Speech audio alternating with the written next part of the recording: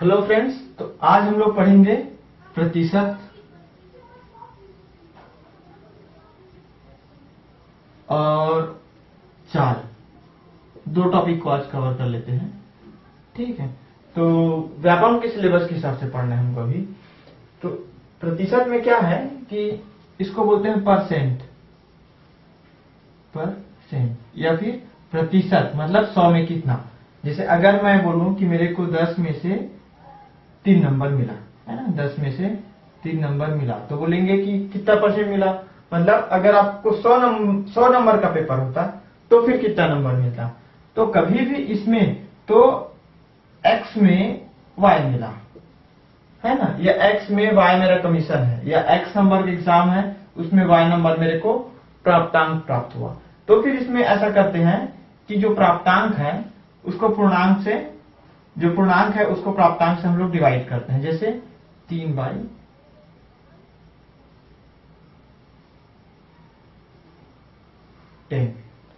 और इसको फिर हम लोग 100 से आप लोग इंटू कर दो, तो फिर क्या आ जाएगा, जो 30 आएगा वो परसेंट। या इसको हम लोग इस प्रकार से भी समझ सकते हैं, या इसको हम लोग इस प्रकार से भी समझ सकते हैं। छोटा जो इसका बेसिक कॉन्सेप्ट है कि 10 में 3 मिला है ना, तो जैसे तो एक में कितना मिला होगा, 3/10 मिला होगा एक में, तो 100 में कितना मिलेगा, इतना मिलेगा। तो ये आपका बेसिक कॉन्सेप्ट हो गया 30% है ना। लेकिन प्रतियोगिता परीक्षा के हिसाब से हमको क्या क्या कैसे तैयारी करनी है इसकी प्रतिशत की, 3 प्रकार से इसमें क्वेश्चन आ सकते हैं। पहला क्वेश्चन आ सकता है कोई भी एक रेशनल नंबर। रेशनल नंबर मतलब जिसको p/q के फॉर्म में आप लोग डिनोट कर सकते हैं। इसको रेशनल नंबर भी बोलेंगे या परिमेय संख्या। कोई भी परिमेय संख्या या रेशनल नंबर है ना, रेशनल नंबर को आप अगर 100 से इंटू करेंगे या 100 से गुणा करेंगे तो उसका परसेंट हो जाता है। अगर मेरे पास 2/5 है, इसका मेरे को परसेंट निकालना है, तो सीधा से 2/5 या 2/5 इंटू 100 या गुणा 100, तो हमको निकल जाएगा 40%। इस टाइप से कोई भी रेशनल नंबर है ना, 2/5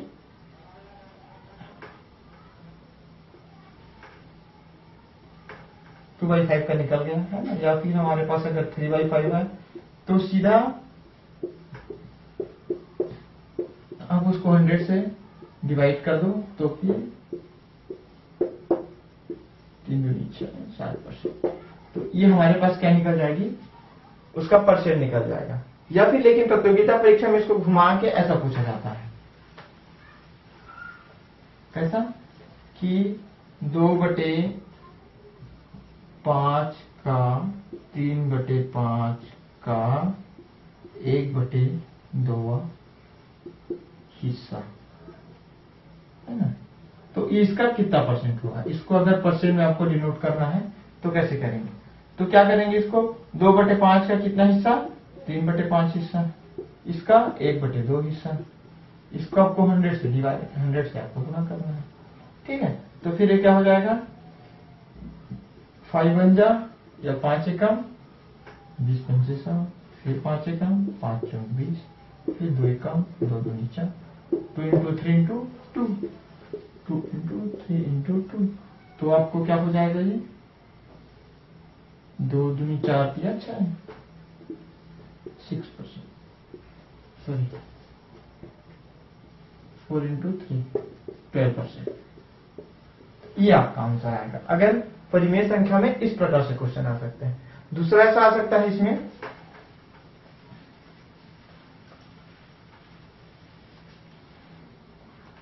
अगर इस प्रकार से संख्या है 0.5 को है ना, परसेंट में बताइए, या फिर 0.25 को आपको परसेंट में डिनोट करना है, या फिर 0.025 को आपको परसेंट में निकालना है। तो जो भी दशमलव वाली या डेसिमल नंबर है, डेसिमल नंबर को आपको पहले रेशनल नंबर में कन्वर्ट करना है। इसका मतलब क्या हुआ, 0.5 को आपको रेशनल नंबर में कन्वर्ट करेंगे तो फिर क्या लिखेंगे, पॉइंट की जगह 1 और उसके बाद एक नंबर है तो फिर 0, या फिर इसको हम लोग और क्या लिख सकते हैं 5/10 और फिर इसको आप 100 से इंटू कर दो तो फिर क्या हो जाएगा ये 50%। 0.5 को क्या बोल सकते हैं 50%। एक बहुत सिंपल एग्जांपल है, 0.5 को क्या बोलेंगे 50% बोलेंगे। इसको करके देखिए 2/5 तो पॉइंट की जगह 1, 2 नंबर है तो इसके बाद 2/0 तो इंटू 4 है ना, 25 से कम 25 चौक 100 और 100 है फिर तो 25%। इस टाइप से इसको क्या कर सकते हैं, इसको भी सेम पॉइंट की जगह 1 और 1 2 3 1 2 3 इंटू 100 तो फिर कितना जाएगा 2.25%। इसका आंसर होगा। तो एक हो गया, एक परिमेय संख्या को आपको कैसे करना है, दूसरा डेसिमल नंबर को आपको परसेंट में कैसे कन्वर्ट करना है। फिर तीसरा है, इस प्रकार से आ सकता है इसमें, जैसे एक क्वेश्चन परसेंट में बहुत आता है कि सपोज चीनी का उत्पादन है या फिर चीनी की महंगाई है वो 25% बढ़ गई तो हमको उसका खपत है कितना परसेंट कम कर देना चाहिए, ये क्वेश्चन आएगा। तो इसको कैसे बनाना है कि इसके लिए हमको करना है, मैं क्या बोल रहा हूं, चीनी है ना, चीनी की महंगाई है या फिर चीनी है वो 25% महंगी होगी, 25% महंगी होगी।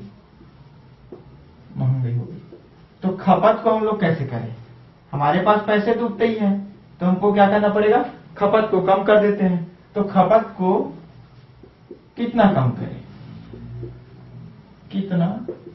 करें, इस प्रकार के क्वेश्चन आते हैं।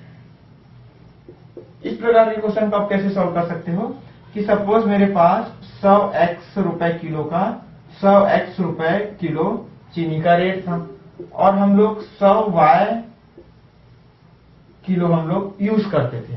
अब हमको क्या है कि इतना ही यूज करना है, 100x, जैसे हमारे पास सपोज 5 रुपए किलो चीनी थी, हम लोग 10 किलो चीनी यूज करते थे।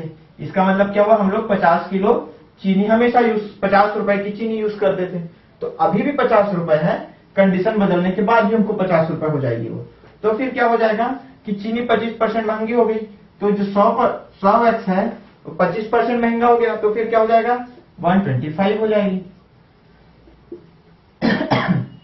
है ना, इंटू खपत। आपको पता नहीं है कि खपत को कितना कम करना है, तो समझ लो खपत हमारे पास A है ना, AY खपत हो गई। तो फिर देखो x और xy आप कैंसिल कर सकते हो, ठीक है, और 25 को आप इधर ला सकते हो। तो फिर ये क्या हो जाएगा 100/125। तो फिर ये क्या हो जाएगा 25 5 जा, है ना, और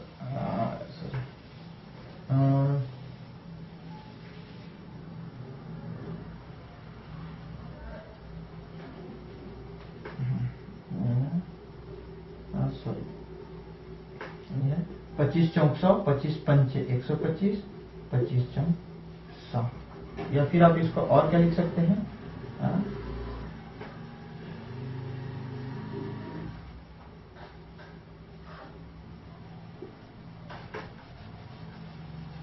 एक ऐसा है 100 और 100 है ना, इंटू और 100 है और ये 125 है।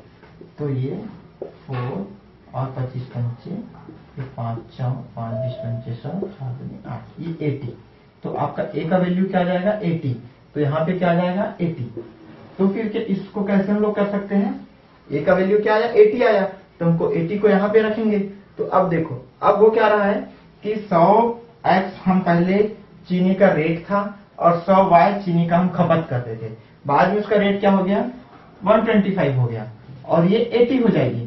तो एक 25% बढ़ गया रेट जो है, लेकिन हमको खपत कितना परसेंट कम हो गया 20% कम हो गया, तभी तो 80 हुआ ना। 100 अगर 80 हो गया, इसका मतलब क्या हुआ कि 20% खपत कम कर दिए, तो इस प्रकार के क्वेश्चन को ऐसा हम लॉजिक लगा के बना सकते हैं। इसमें और एक लॉजिक आ सकता है, उसको लाभ हानि में पढ़ सकते हैं, किसको कितना का लाभ हुआ है ना, उसको हम अलग डिस्कस करेंगे कि इसको इतने रुपए में बेच दिया तो कितना लाभ हुआ। परसेंट में 2-3 टाइप के और क्वेश्चन आ सकते हैं। जैसे एक क्वेश्चन आया था,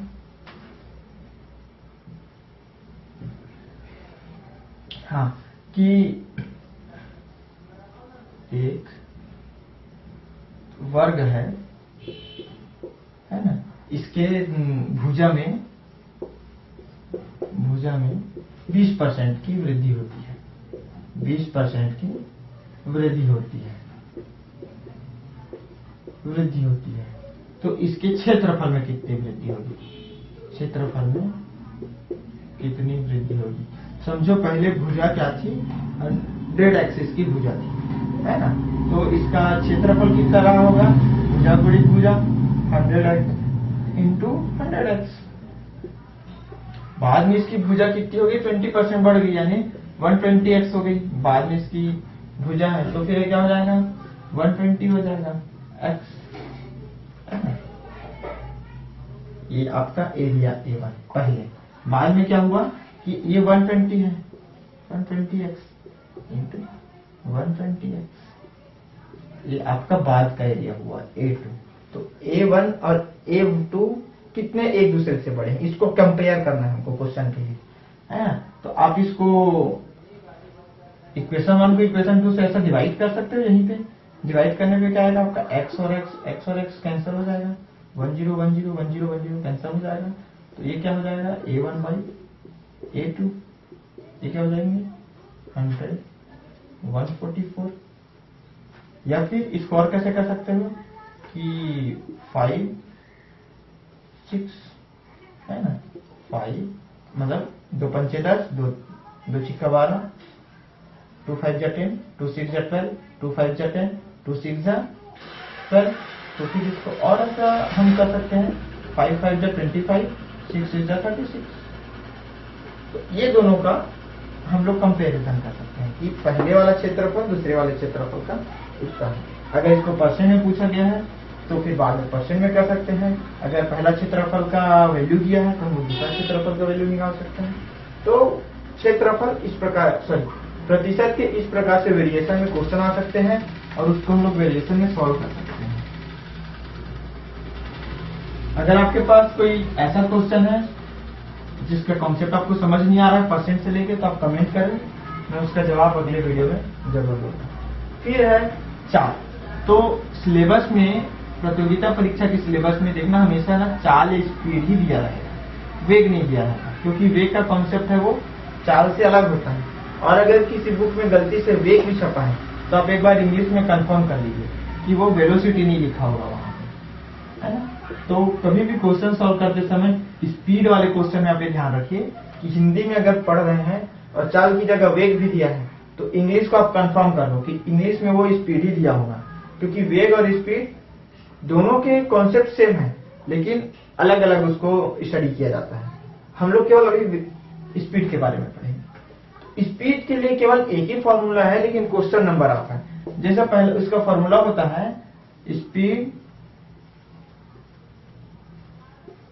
स्पीड होता है डिस्टेंस बाई टाइम, या फिर होता है चाल बराबर दूरी बटा समय। यानी कि अगर मैं बोल रहा हूं कि मैं 10 किलोमीटर की दूरी 2 घंटे में तय करता हूं, तो क्या हो जाएगा, दूरी क्या है 10 किलोमीटर, घंटा क्या है 2 घंटा, मतलब 5 किलोमीटर प्रति घंटे की दूरी तय करता हूं।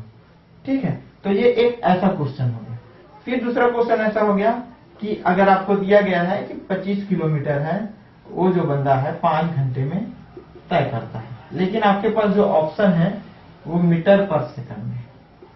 तो इसको अब सॉल्व करने के लिए बहुत सारे शॉर्टकट होते हैं, लेकिन आपको शॉर्टकट पे नहीं जाना है। आप इसको यहीं से सॉल्व करो कि बोला क्या जा रहा है कि 10 किलोमीटर है वो 5 घंटे में तय करता है जो बंदा है।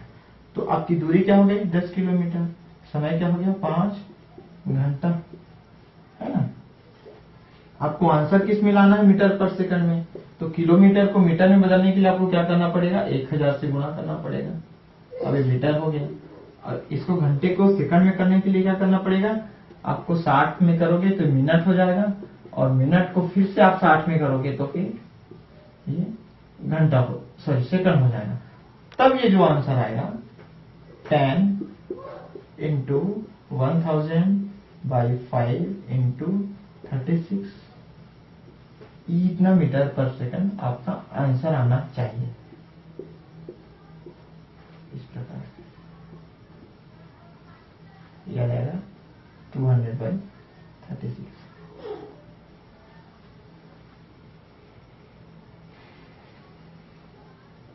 या 100/18 मीटर पर सेकंड।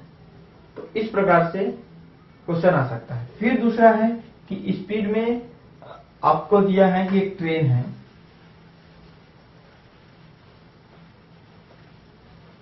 आपके पास एक ट्रेन है, वो 45 किलोमीटर पर आवर की स्पीड से चल रही है, और बोला ये जा रहा है कि वो एक प्लेटफॉर्म है, प्लेटफॉर्म को 2 मिनट में